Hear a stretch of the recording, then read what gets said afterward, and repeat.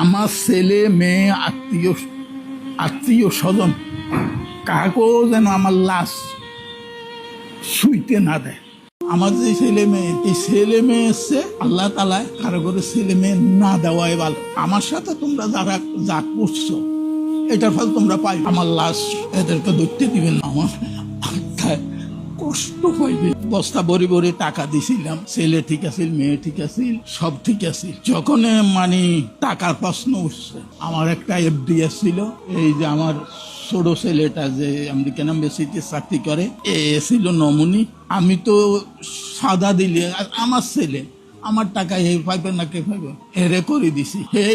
এ টাকাগুলো উঠে নিয়ে যে গেছে, আজ পর্যন্ত সে আমার সাথে কোনো যোগাযোগ। কি করলাম আর কি পাইলাম? তাদেরকেও অভিশাপ দিই, আমার মতো একদিন যেন তারা এই জায়গায় আসি।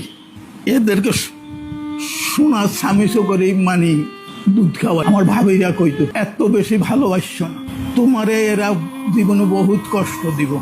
আজ সেই কথা, তাদের কথাটা আমি অক্ষরে অক্ষরে পাইছি। বস্তা ভরি ভরি টাকা দিছিলাম, তখন মানে সব ঠিক আছে। আচ্ছা বুঝলাম ছেলেরা হইতে পারেন, এটা মানি নিলাম, কিন্তু মেয়েরা কেমনি? আপনাদের দায়ী খোঁজটা নেয় না। দেখেন দুটো কথা, খোঁজটা নেয় না। এইটা কি ধরনের ছেলে? এটা কি অশিক্ষিত? অশিক্ষিত হইল এক কথা। আর আমার মেয়ে কি অশিক্ষিত? যে মেয়েরে আমি পুতুলের মতো রাখছি, বুঝছেন? আমি কি তাদের কাছে টাকা পয়সা চাইছি?